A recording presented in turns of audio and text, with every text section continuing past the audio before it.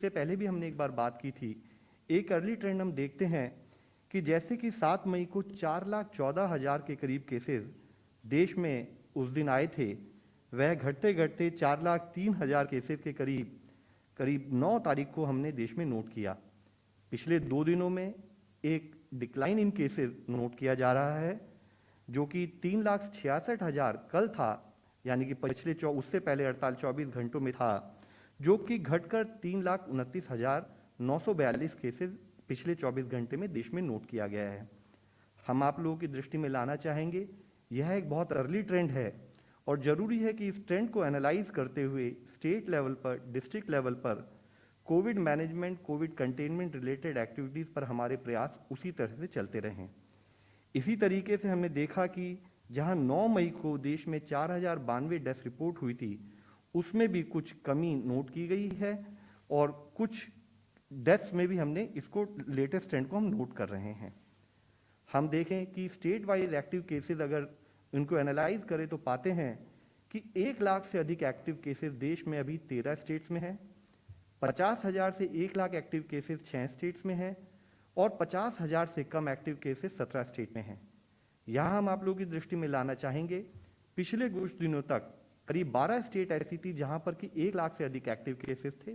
मध्य प्रदेश एक नई स्टेट उसमें ऐड हुई है, जहां पर कि एक्टिव केसेस की संख्या में बढ़ोतरी नोट की गई है। साथ ही अगर हम केस पॉजिटिविटी को एनालाइज करें तो देखते हैं कि 26 स्टेट ऐसी हैं देश में जहां पर कि इन्फेक्शन का थोड़ा वाइडर स्प्रेड नोट किया गया है, दैट इज कि वहां पर पॉजिटिविटी 15% से अधिक है। वहां पर कि इन्फेक्शन का थोड़ा वाइडर स्प्रेड नोट किया गया है, दैट इज कि वहां पर पॉजिटिविटी 15% से अधिक है। 5 से 15% पॉजिटिविटी वाली स्टेट्स 6 हैं और लेस देन 5% पॉजिटिव वाली स्टेट्स 4 स्टेट्स हैं देश में। इसमें भी हम देखें तो पाते हैं कि 9 स्टेट ऐसी हैं जहां पर कि 25% से अधिक केस पॉजिटिविटी नोट की गई है और इसी तरह से 25 से लेकर करीब 20% तक ऐसी 10 स्टेट्स है जहां पर कि केस पॉजिटिविटी यानी कि 20 से लेकर 25% के बीच में भी नोट की गई है। यह वह स्टेट्स हैं जिनसे गवर्नमेंट ऑफ इंडिया उन स्टेट से डिस्कस करते हुए किस टाइप के स्टेप्स लेने चाहिए ताकि हम उन केसेस के स्प्रेड को रोक सकें। एक continued trend in terms of either cases में प्लेटोइंग और केसेस में एक कमी होते हुए दिखाई दे रहा है, तो वह नंबर ऑफ स्टेट जहां पर कि ऐसा एक ट्रेंड दिखता था उसमें हमने थोड़ी बढ़ोतरी महसूस की है। करीब 18 स्टेट्स और यूनियन टेरिटरीज देश में ऐसी हैं जहां पर या तो एक plateauing in terms of cases being reported या एक डिक्रीज नोट किया जा रहा है, जिसमें मुख्यतः महाराष्ट्र, उत्तर प्रदेश, आंध्र प्रदेश, दिल्ली, राजस्थान, हरियाणा, छत्तीसगढ़, बिहार, गुजरात और ऐसे ही मध्य प्रदेश, उत्तराखंड, झारखंड जैसी स्टेट्स हैं जहां पर कि हम पाते हैं कि या तो केसेस की ग्रोथ जो है वह है उसमें थोड़ी कमी पाई गई है या उसमें एक रिडक्शन नोट किया गया है। जरूरी यह है कि यह स्टेट्स भी कंटिन्यूड फोकस अपना कंटेनमेंट पर बनाए रखें ताकि हम इन्फेक्शन के स्प्रेड को कम कर सकें और जिससे कि जिस बारे में हमने इससे पहले भी बात की है कि एक स्थाई पर जब हम हॉस्पिटल इंफ्रास्ट्रक्चर अपग्रेडेशन की बात करते हैं उसके साथ ही एक इक्वली इंपॉर्टेंट कंपोनेंट है कि हम इन्फेक्शन के स्प्रेड को भी रोकें। इसी तरह से हम पाते हैं कि कुछ स्टेट्स में अभी भी एक continued increasing trend of cases भी नोट किया जा रहा है, जिसमें मुख्यतः कर्नाटका, केरला, तमिलनाडु, वेस्ट बंगाल, उड़ीसा, पंजाब, असम, जम्मू कश्मीर और गोवा जैसी स्टेट्स और यूनियन टेरिटरीज हैं। इसी तरह नेक्स्ट में देखें तो हम पाते हैं कि सिमिलरली हिमाचल प्रदेश, पुडुचेरी और त्रिपुरा, नागालैंड और अरुणाचल प्रदेश में भी एक इंक्रीजिंग ट्रेंड इन केसेस नोट किया जा रहा है। यहां यह समझना जरूरी है कि अगर हम देखें जैसे त्रिपुरा या नागालैंड जैसी स्टेट्स में एब्सोल्यूट नंबर ऑफ केसेस कम होते हुए भी यह ट्रेंड चिंता का विषय है। जरूरी है कि हम सब मिलकर इन्फेक्शन के स्प्रेड को इन स्टेट्स और यूनियन टेरिटरीज वगैरह में भी फैलने से रोकें।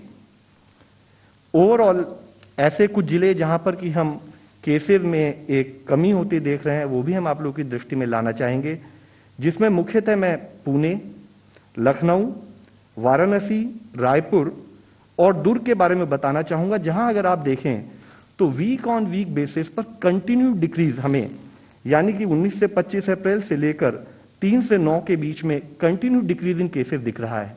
जरूरी है कि यह डिस्ट्रिक्ट्स अपने एफर्ट्स को उसी मोमेंटम से जारी रखें ताकि हम केसेस की संख्या और कम कर सकें।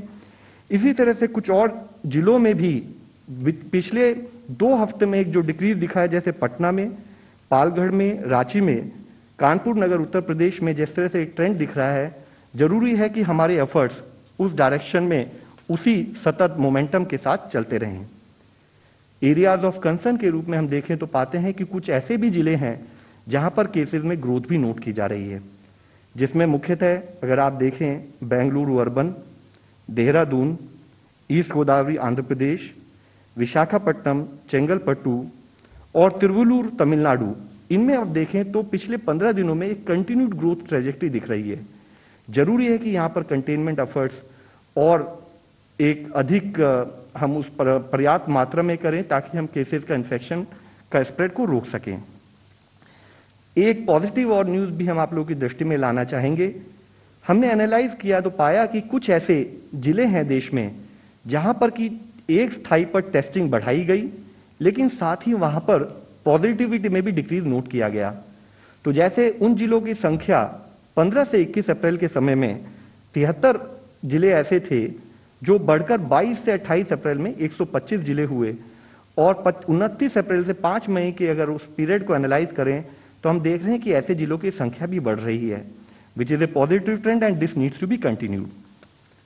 हमारे देश में जैसे कि हमने इससे पहले भी चर्चा की है कि 10% से पॉजिटिव जिन राज्यों में, जिन जिलों में हमने देखी है, वहां पर strict containment, stringent containment measures लिए जाएं।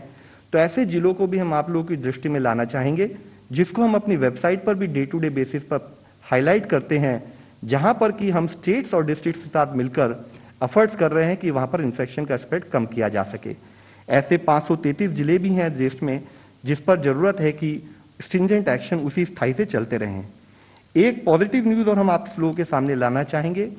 अगर हम देखें कि डे ऑन डे जो देश में केस की पॉजिटिविटी नोट की जा रही है, तो 27 अप्रैल के बाद हम ये पाते हैं कि 27 अप्रैल पर देश में जो केस पॉजिटिविटी थी 19% थी ओवरऑल देश की, जो कि आज अगर पिछले 24 घंटे का डेटा देखें तो पाते हैं 18%, यानी कि करीब 14 दिन बाद हमने एक overall trend in decrease in positivity across the country note किया है। इसी के साथ ही हमने एक और एनालिसिस करी है तो पाई है because of the continued efforts by the state, 11 state ऐसी हैं जहां पर वीक ऑन वीक पॉजिटिविटी में भी रिडक्शन नोट किया गया है। लेकिन हम आप सबसे फिर से यह रिक्वेस्ट करना चाहेंगे, जब हम कभी भी एक इन्फेक्शियस डिजीज से डील करते हैं तो हमारे एफर्ट्स कंटिन्यूड बेसिस पर लगे रहें। हम एक दिन भी कहीं भी ढिलाई बरतेंगे तो इन्फेक्शन फैलने का खतरा बना रहता है, जिसलिए जरूरी है कि एफर्ट्स में कोई भी कमोबेशी ना हो। इसी के साथ ही वैक्सीन के बारे में मैं आप लोगों की दृष्टि में लाना चाहूंगा कि करीब 17.01 करोड़ डोजेज देश में वैक्सीन की गवर्नमेंट ऑफ इंडिया द्वारा फ्री सप्लाईज के रूप में स्टेट्स को प्रोवाइड की गई हैं, जो कि लोगों को मिल चुकी हैं।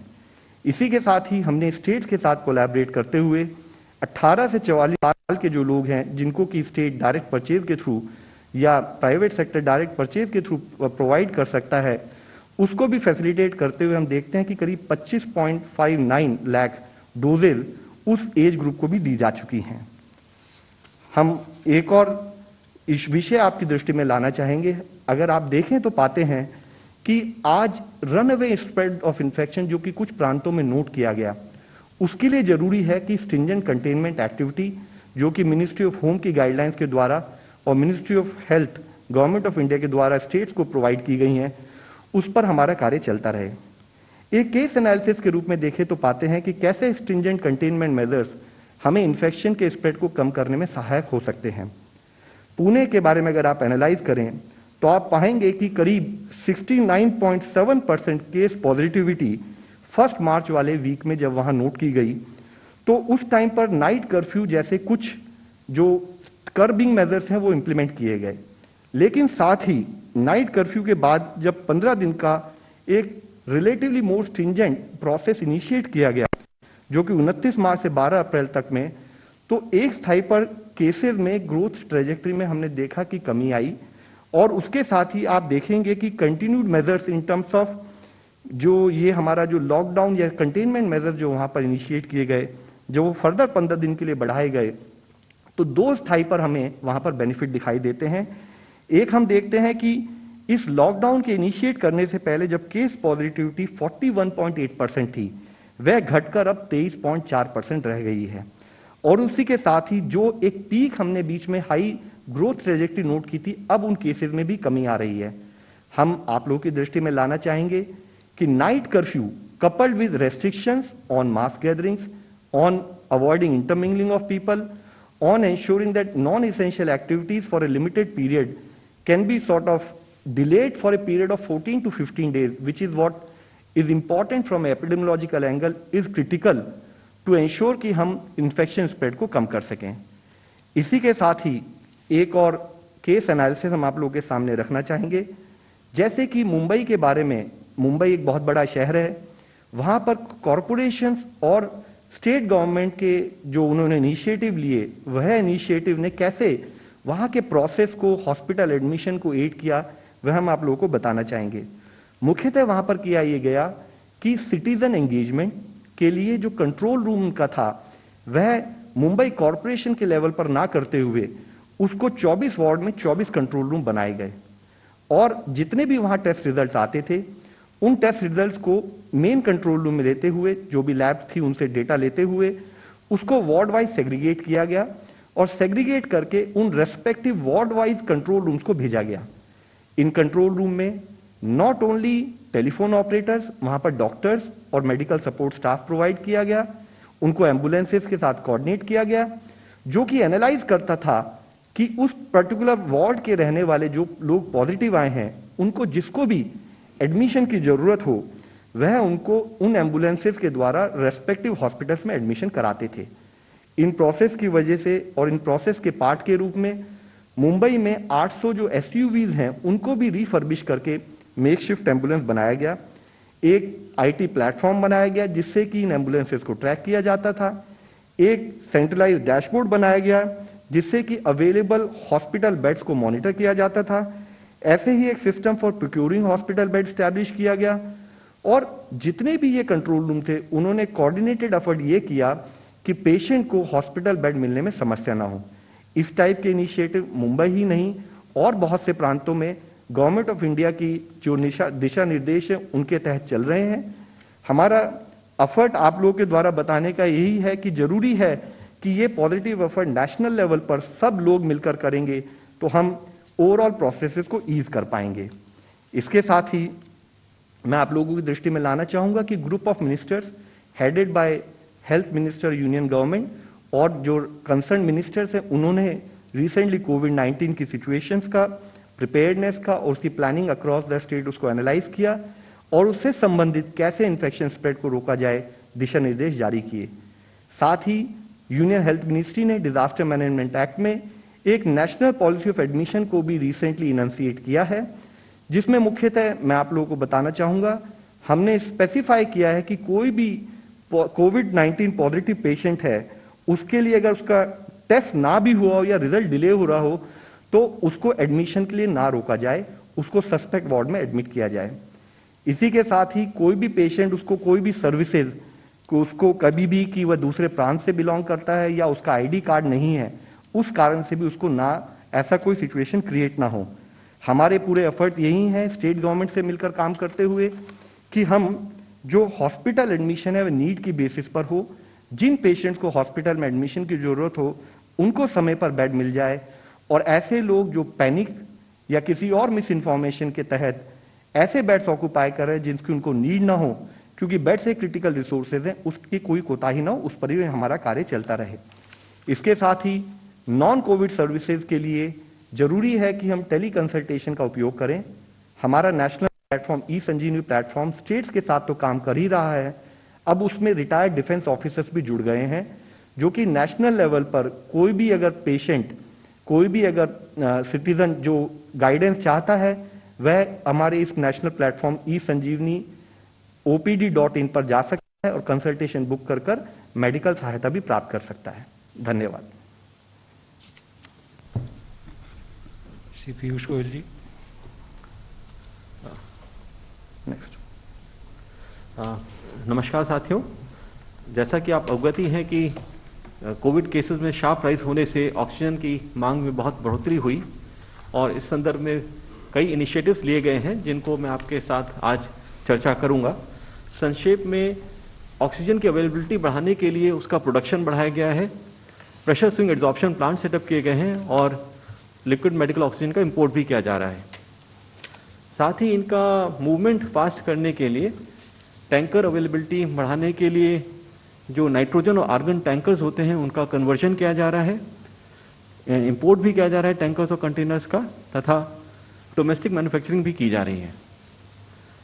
साथ ही इसमें लंबी दूरी पे इनका टर्न अराउंड टाइम कम करने के लिए इनको रेलवेज और एयरफोर्स के माध्यम से उनकी सहायता से इनका ट्रांसपोर्टेशन भी किया जा रहा है और डिजास्टर मैनेजमेंट एक्ट के अंतर्गत ऑर्डर्स पास किए गए हैं इनका मूवमेंट फैसिलिटेट करने के लिए और ड्राइवर्स की कमी ना हो इसलिए भी कुछ कार्रवाई की जा रही है।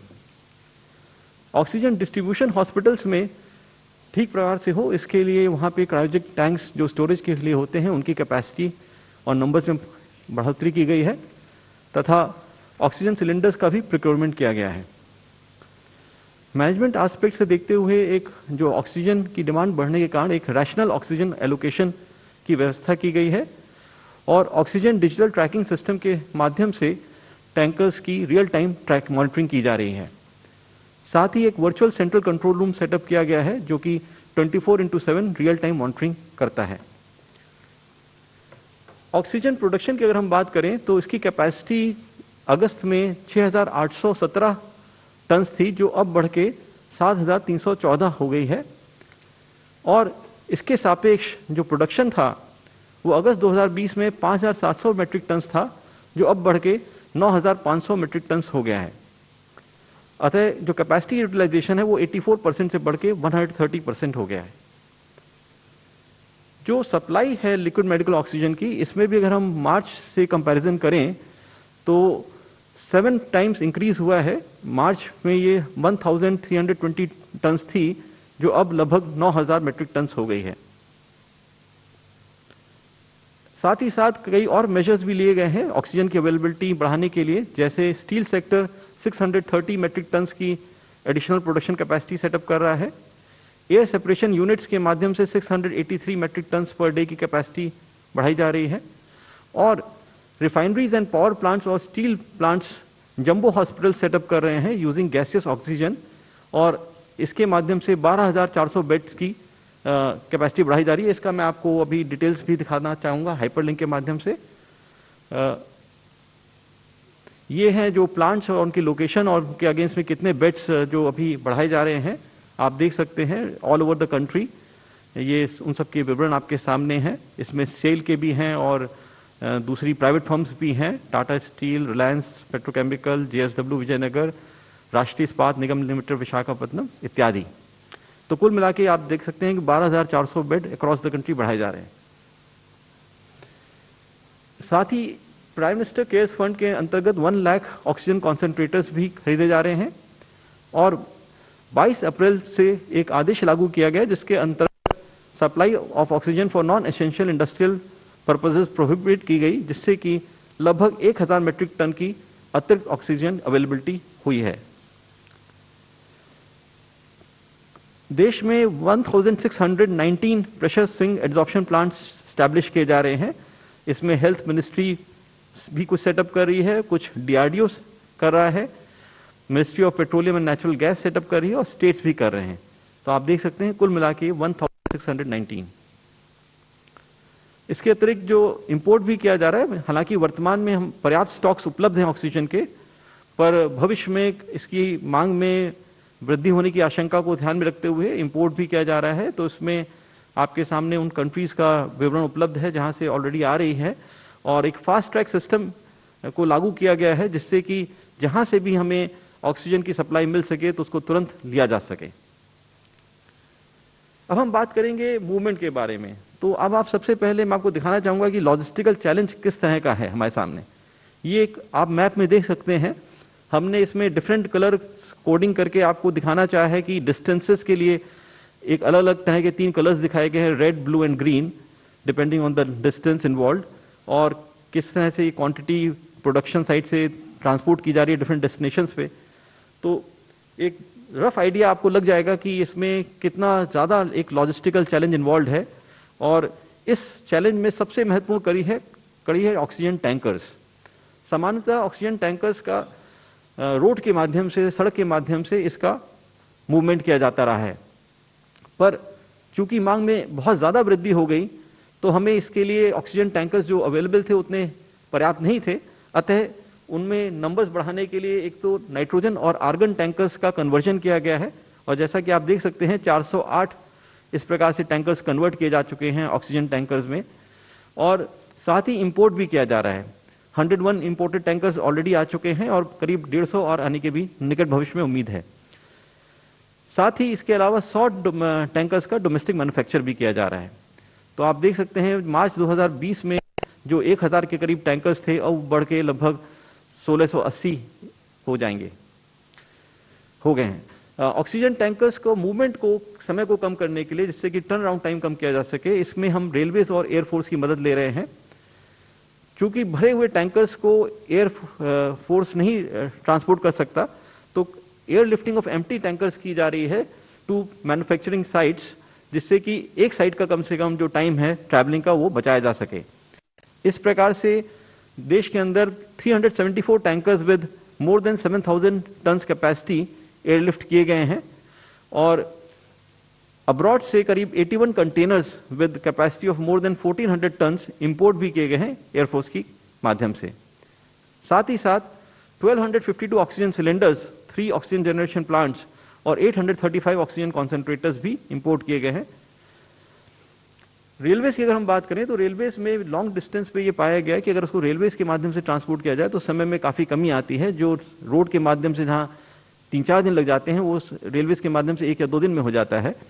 तो इसलिए roll on roll of service एक स्टार्ट की गई, जिसके माध्यम से 157 ऑक्सीजन स्पेशल ट्रेन चली हैं और 637 टैंकर्स को उन्होंने मूव किया है, जिसमें से 389 लोडेड टैंकर्स थे, oxygen fill tankers production site से अपने गंतव्य स्थानों तक लेके गए हैं, और 248 एम्प्टी टैंकर्स थे जो प्रोडक्शन साइट्स पे ले जाए गए हैं। यहां पे एक व्यवस्था लागू की गई है जिसके माध्यम से जिस भी स्टेट या यूनियन टेरिटरी को आवश्यकता होती है रेलवेज की सर्विस की या एयरलिफ्टिंग की, तो वो अपनी तुरंत एक रिक्वायरमेंट प्लेस कर देता है एक वर्चुअल ग्रुप पे, और वहां उसको इमीडिएटली उसका कंफर्मेशन दिया जाता है उसके लिए शेड्यूलिंग करके। ये कुछ फोटोग्राफ्स हैं, दो आप देख सकते हैं किस तरह से ट्रेन के माध्यम से मूवमेंट हो रहा है टैंकर्स का, और किस तरह से एयरफोर्स के माध्यम से ट्रांसपोर्टेशन हो रहा है ऑक्सीजन टैंकर्स का। इसके अतिरिक्त और जो कुछ मेजर्स लिए गए हैं फास्टर मूवमेंट के लिए, एक तो मिनिस्ट्री ऑफ होम अफेयर्स ने डिजास्टर मैनेजमेंट एक्ट के अंतर्गत ऑर्डर्स करके किए हैं, जिससे कि अनइंटरप्टेड मूवमेंट हो सके ऑक्सीजन टैंकर्स का। साथ ही साथ स्टेट्स और यूनियन टेरिटरीज को निर्देश दिए गए हैं कि वो इनको एडिक्वेट सिक्योरिटी दे और एक ग्रीन कॉरिडोर क्रिएट करे, जिससे कि इनका फास्ट मूवमेंट सुनिश्चित किया जा सके। चूंकि कोविड से सभी लोग प्रभावित हैं, including the drivers of these tankers, तो इसलिए स्किल्ड ड्राइवर्स की अवेलेबिलिटी बढ़ाने के लिए उनकी ट्रेनिंग की जा रही है नए ड्राइवर्स की, और 500 ऐसे ड्राइवर्स अभी वर्तमान में ट्रेन किए जा रहे हैं और उसके पश्चात 2000 और ट्रेन किए जाएंगे। अब हम बात करेंगे ऑक्सीजन डिस्ट्रीब्यूशन की। तो जैसा मैंने बताया था 2 तरीके से ऑक्सीजन को स्टोर किया जाता है हॉस्पिटल्स में, तो उनमें से एक क्रायोजेनिक टैंक्स हैं। तो अगर आप देखें ये मार्च 2020 में 609 क्रायोजेनिक टैंक्स थे with the capacity of slightly less than 6000 kilolitres, और अब ये मई में आते आते इनकी नंबर्स बढ़ के 901 हो गए हैं with the capacity of 9233 kilolitres. इसी प्रकार से ऑक्सीजन सिलेंडर्स की अवेलेबिलिटी में भी बहुत बढ़ोतरी हुई है। मार्च 2020 में 4,35,000 थे, जो वर्तमान में अब 11,19,000 हो गए हैं। इसके साथ ही साथ 3.35 लाख ऑक्सीजन सिलेंडर्स अभी खरीदे जा रहे हैं। इसमें मैं एक बात और कहना चाहूंगा कि हॉस्पिटल के साथ लगातार प्रयास किए जा रहे हैं कि जो ऑक्सीजन का यूटिलाइजेशन हो वो जुडिशियस हो, उसमें किसी प्रकार की वेस्टेज ना हो। अब हम कुछ मैनेजमेंट एस्पेक्ट की बात करेंगे। तो पूर्व में तो जो व्यवस्था थी, हॉस्पिटल्स डायरेक्टली सप्लायर से अपना ऑक्सीजन प्रोक्योर कर लेते थे, पर अप्रैल में बहुत ज्यादा वृद्धि हो जाने के कारण इस मांग में because of rising Covid cases ये पाया गया कि इसका एक एलोकेशन, रैशनल एलोकेशन प्रोसेस बनाना जरूरी हो गया, और इसमें सभी स्टेट्स और यूनियन टेरिटरीज से कंसल्टेशन करके और बाकी स्टेक होल्डर्स जैसे मैन्युफैक्चरर्स इत्यादि उनसे भी विचार विमर्श करके एक डायनामिक मॉडल बेस बनाया गया है based on requirement as per the norms of health ministry. और इस मॉडल की विशेषता यह है कि इसमें आवश्यकता अनुसार डेली परिवर्तन किया जाता है। किसी क्षेत्र में जब ज्यादा केसेस बढ़ जाते हैं, स्पाइक आता है या किसी भी कारण से अगर मांग ज्यादा है, तो उसको ध्यान में रखते हुए on a continuous basis model को हम लोग उसमें नीडेड मॉडिफिकेशंस करके ये प्रयास किया जाता है कि कहीं भी इसकी ऑक्सीजन की कमी ना हो। और इस प्रकार से 10,000 मीट्रिक टन से ज्यादा का एलोकेशन वर्तमान में किया जा चुका है। साथ ही इसमें सभी स्टेट यूटीज और स्टेक होल्डर से विचार विमर्श करके प्रयास किया जाता है कि सोर्स से डेस्टिनेशन तक की मैपिंग की जाए प्रॉपर्ली, जिससे कि एक ऑप्टिमाइज्ड ट्रांसपोर्टेशन प्लान बन सके। और इसके लिए मल्टीपल मूवमेंट टाइम कम करने के लिए मल्टीपल इंटरवेंशंस किए गए, जिसका मैंने अभी चर्चा करी कि टैंकर्स का कन्वर्जन, इंपोर्ट, मैन्युफैक्चर और रेलवेज और एयर के माध्यम से ट्रांसपोर्ट इत्यादि। अब मैं आपको एक स्लाइड दिखाना चाहूंगा ऑक्सीजन डिजिटल ट्रैकिंग सिस्टम की फॉर रियल टाइम मॉनिटरिंग। जिसे आप देख सकते हैं इस स्लाइड में, ये 10 मई यानी कल की दिखा रहा है कि क्या एलोकेशन था, उसके अगेंस्ट क्या डिस्पैच हुआ और कितना डिलीवर हो गया और कितना ट्रांजिट में है। यहां पे आप नोटिस करेंगे कि एलोकेशन 9,369 टन दिखाया गया है, जबकि ये एक्चुअल में 10,000 से ज्यादा है। उसका कारण ये है कि इसमें एयर सेपरेशन यूनिट वाला जो प्रोडक्शन है वो नहीं इंक्लूड होता, क्योंकि वो लोकलाइज्ड है। तो वो चूंकि हर स्टेट अपना अपना लोकल यूज करता है, तो वो इस सिस्टम में उसको इंक्लूड नहीं किया जाता। पर इसके माध्यम से हम सभी टैंकर्स का मूवमेंट रियल टाइम बेसिस में मॉनिटर करते हैं और ये सुनिश्चित कर सकते हैं कि वो अपने रूट से डिवेट ना करे या अनऑथराइज स्टॉप ना ले, क्योंकि अगर वो ऐसा करता है तो इमीडिएटली एक अलर्ट जनरेट हो जाता है सिस्टम में कि ऐसा किया जा रहा है इस पॉइंट पे। और आपके सामने एक छोटा सा हमने एक रूट का जैसे मैप भी दिखाया, डिपिक्शन किस तरह से वो रूट दिखाया जा रहा है कि एक उसका जो स्टैंडर्ड रूट है, अगर इसमें कोई डिविएशन हो तो तुरंत पता चल जाता है और करेक्टिव मेजर्स लिए जाते हैं। और जैसा अभी मैंने शुरू में बताया था, एक virtual central control room setup किया गया है, जिसमें भारत सरकार तथा स्टेट यूनियन टेरिटरीज के सीनियर ऑफिसर्स हैं, जो कि अपने आपस में इंफॉर्मेशन एक्सचेंज के साथ साथ कोई भी अगर प्रॉब्लम आती है तो इमीडिएटली फ्लैश करते हैं और उसका तुरंत सॉल्यूशन रियल टाइम बेसिस पे राउंड द क्लॉक किया जाता है। कई वर्चुअल ग्रुप सेटअप किए गए हैं to sort out various logistic issues, जैसे कि रेलवे से मूवमेंट, एयरलिफ्टिंग इत्यादि, जिससे कि एक एफिशिएंट प्लानिंग और कोऑर्डिनेशन किया जा सके। और भारत सरकार स्टेट्स और यूनियन टेरिटरीज की गवर्नमेंट के साथ बहुत क्लोज कोलैबोरेशन में काम कर रही है और बाकी स्टेक होल्डर्स के साथ भी, जिससे कि ऑक्सीजन की उपलब्धता पूरे देश में की जा सके। धन्यवाद। डॉक्टर बलराम भार्गव जी। नमस्कार साहब, thank you. Can I have the slide? So next please. मैं आपके समक्ष कुछ टेस्टिंग के बारे में जो सेकेंड वेव में है हुई है उसके बारे में आप लोग को कुछ जो एडवाइजरीज हम लोगों ने दी हैं, जो रैशनलाइज किया है, उसके बारे में आप लोग को बताना चाहूँगा। और उसमें